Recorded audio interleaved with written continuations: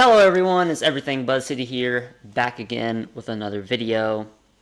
And today, I just finished watching the Miami Heat versus Charlotte Hornets, where we did end up losing 109 to 113.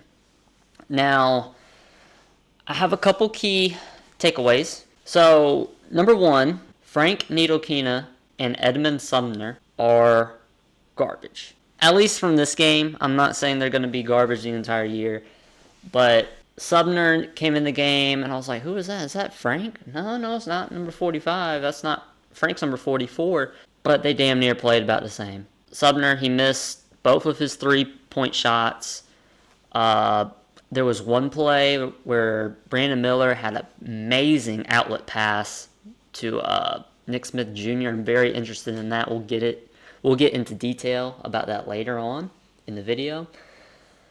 But he gives the ball up to Edmund. He was expecting a give and go where he passes the ball, Edmund catches, give back, easy layup. It was a 2-on-1 opportunity, and Edmund goes up and takes a stupid layup over the top of the defender.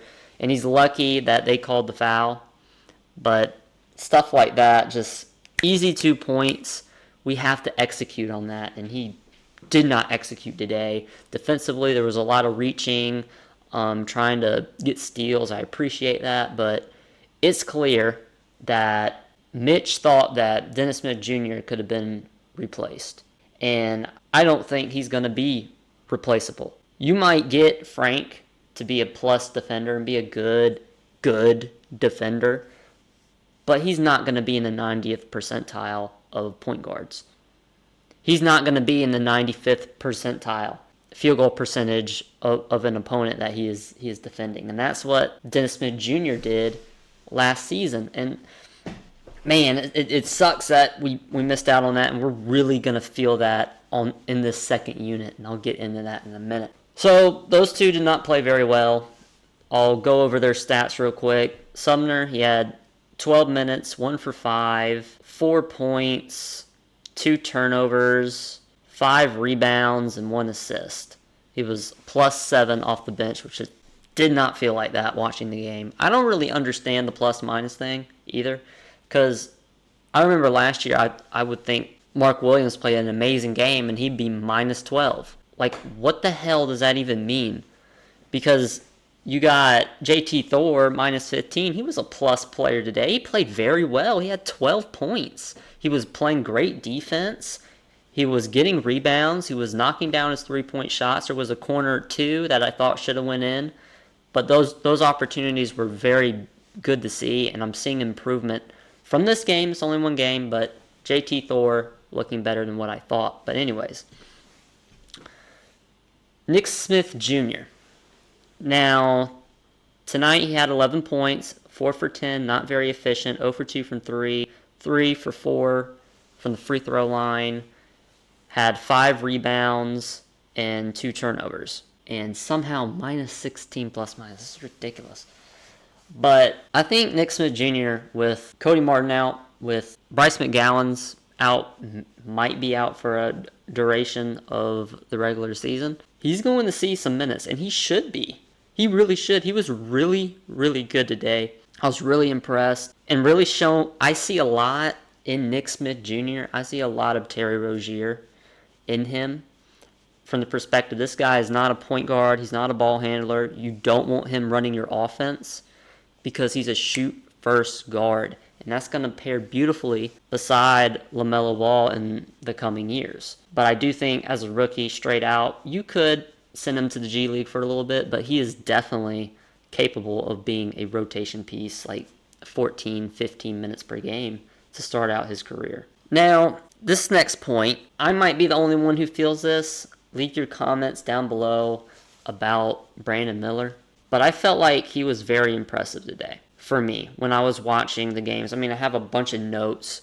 I might go over them with you, the ones that have to do with Brandon Miller. But he was 3 for 9 from the field, 2 for 2 from the free throw line, 3 rebounds, 3 assists, and only 8 points. But what he did with his possessions and how he was playing and how we were using him had me looking looking at him and saying, wow, this kid is really talented. I mean, there was one play where he had the ball, he got the ball on the wing, triple threat, gets his man leaning, drives, and he either did a pull-up or this was the one where he hop steps over Highsmith, and he has a couple more pounds on him, and let's say Highsmith wasn't as good as a defender as he is, which Highsmith is a really underrated defender in the NBA. That's a and-one opportunity for him, no doubt. So that was a play. I really loved the spin move.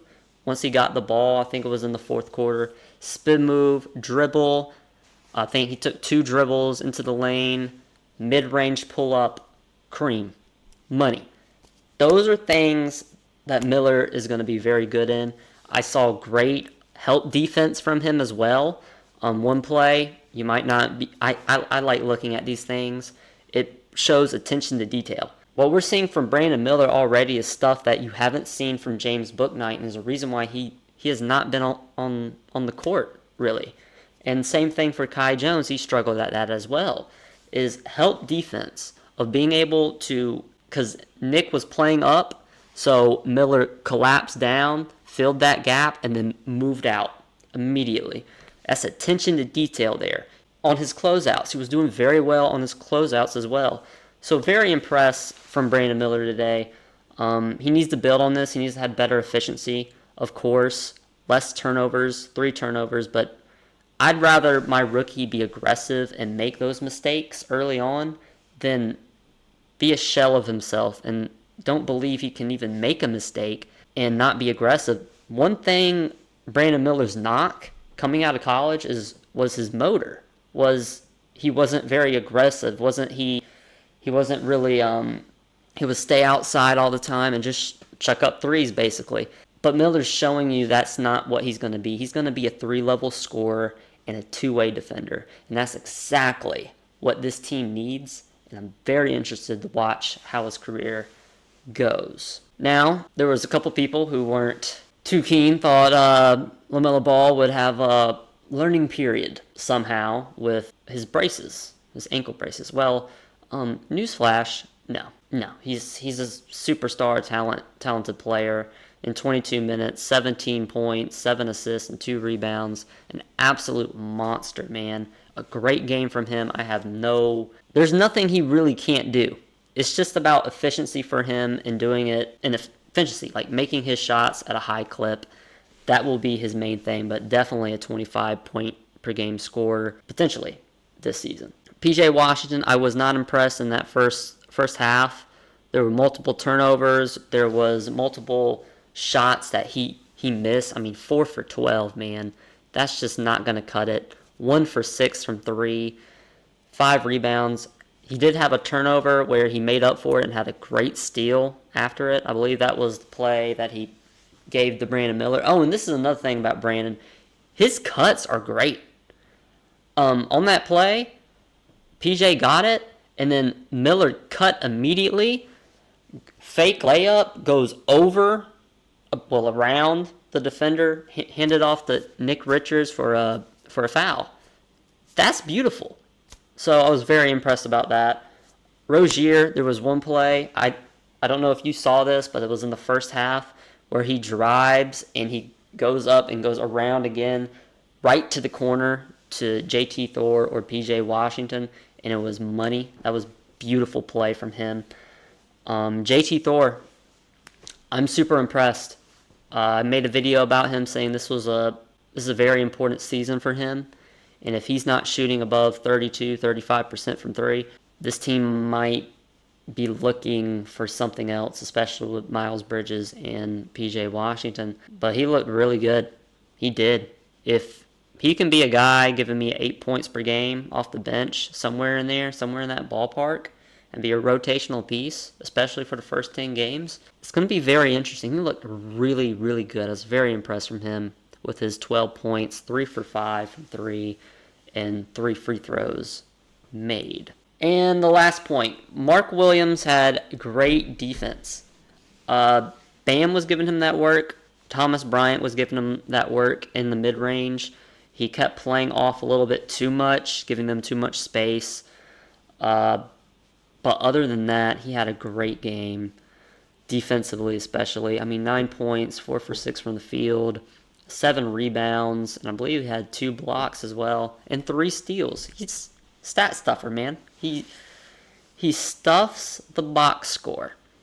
That's for sure. So I was very impressed with him as well. But Nick Richards, you see, this is why it's important to watch the games, because when you look at his stat line for Nick Richards, 7 points and 10 rebounds, you'd be like, yeah, that was a good game. No, man. Too many times he's letting his defender get by him. Too many times he's not boxing out on the defensive side of the ball. Offensively, we know what he does, but defensively he just has to get a little bit better there. I need more intensity.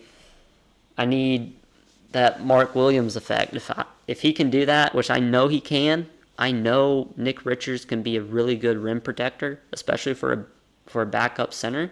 That center spot's going to be looking very good. But one more thing, Amari Bailey didn't get a ton of playing time, didn't get an attempt, so I'm not too sure how to gauge him right now. RJ Hunter, he 1 for 4, yeah, not very good.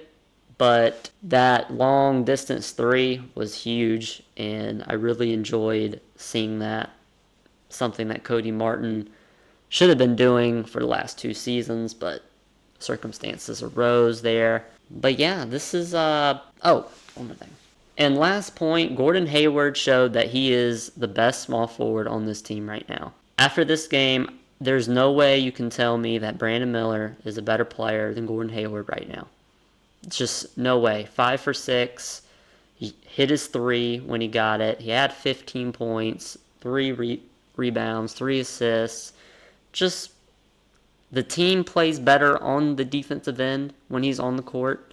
And we play better on offense when he's on the court. So there's really no question right now he should be a starter going forward.